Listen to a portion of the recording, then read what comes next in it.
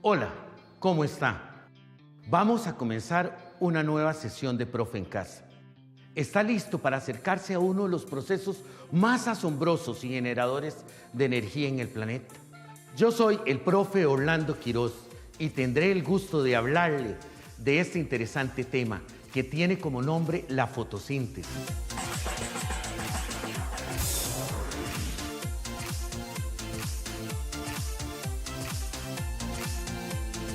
Esto lo estudiamos desde la escuela, en las clases de ciencias. Pero ¿alguna vez se ha detenido a pensar sobre los detalles y efectos que la fotosíntesis genera sobre la vida en el planeta? Estamos rodeados de plantas. Las necesitamos para alimentarnos, para recrearnos, para respirar. Para ir entrando en el tema, quiero mostrarle algo. ¿Recuerda un dibujo como este en alguna de sus clases de ciencias?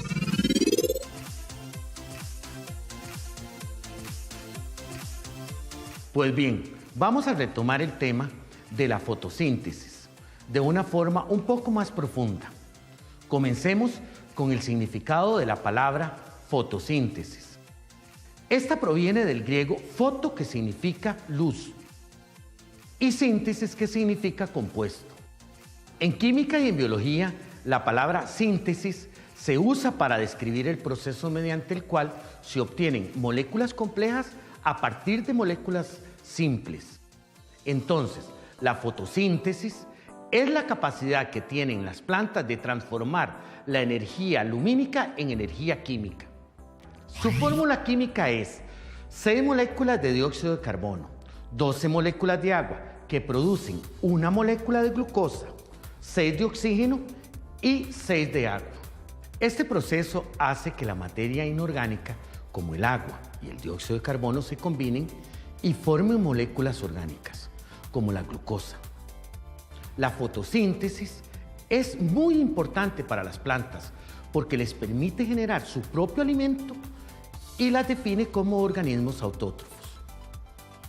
Además, durante este proceso, las plantas liberan oxígeno, absorben dióxido de carbono de la atmósfera y producen glucosa. Si pudiéramos meternos dentro de una hoja, ¿qué veríamos?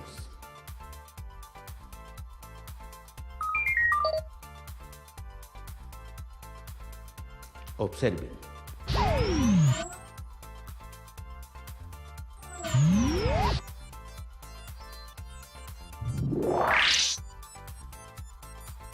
Para empezar, las células vegetales poseen unas organelas especializadas en el citoplasma, llamadas cloroplastos, que son los encargados de realizar la fotosíntesis, ya que poseen un pigmento verde llamado clorofila, que le da el color a las plantas. Los cloroplastos están constituidos por una doble membrana, que contiene el estroma, que es un medio semilíquido, y el grama, que lo componen los tilacoides. Los tilacoides son unas estructuras parecidas a monedas acuñadas, que en su membrana contienen el pigmento verde llamado clorofila.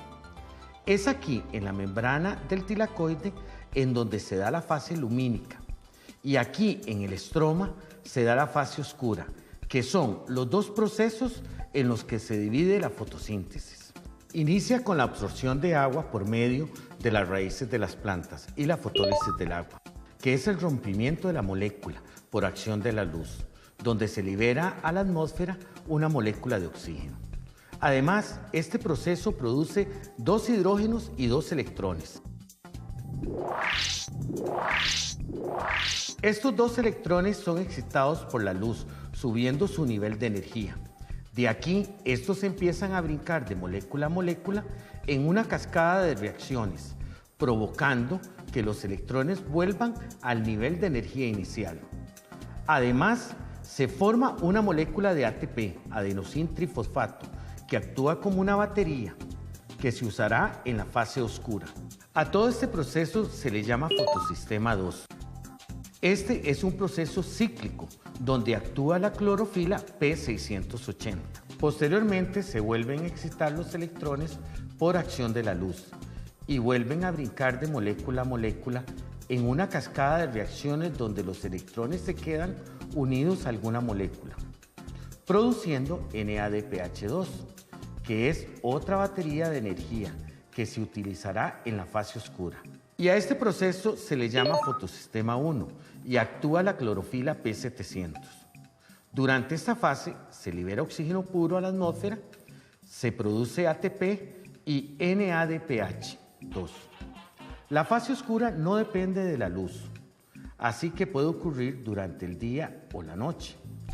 Produce PGA, PGAL y glucosa, a partir de la cual se forman los carbohidratos, lípidos, proteínas, hormonas y todas las sustancias que el organismo necesita para vivir. Durante la fase oscura se produce un proceso llamado ciclo de Calvin-Benson, que inicia con la captura del dióxido de carbono presente en la atmósfera. Esto ocurre gracias a la molécula llamada ribolosa 1,5-difosfato, presente en el estroma del cloroplasto. La ribolosa, al capturar el CO2, se convierte en una molécula muy inestable, por lo que se rompe y forma dos moléculas de 3-ácido fosfoglicérico, PGA. Esto, por acción del ATP y el NADPH2, formados en la fase lumínica, se reducen y forman el fosfogliceraldehído, el PGAL. De aquí hay dos caminos. Uno, que por acción del ATP se forme la ribolosa nuevamente y reinicie el ciclo. Dos, que se forme la glucosa y de esta los carbohidratos, los lípidos, las proteínas y todas las moléculas que la célula necesita. Devolvámonos para explicarle estas dos fases.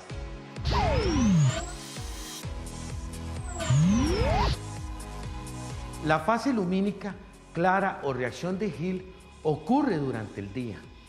En general, los productos finales de la fotosíntesis son 1. Oxígeno que se libera a la atmósfera. 2. Glucosa, que es la materia prima para el sustento de la vida. 3. ATP y NADPH2, que son moléculas de energía. Y 4. Se reduce la cantidad de dióxido de carbono en la atmósfera. Sin la fotosíntesis no habría oxígeno en la atmósfera.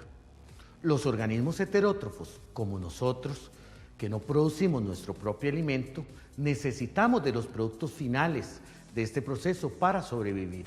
Por eso es importante proteger las plantas para mantener la vida en el planeta. Espero que esta información le haya sido útil. Le invito a ver los videos de Profe en Casa.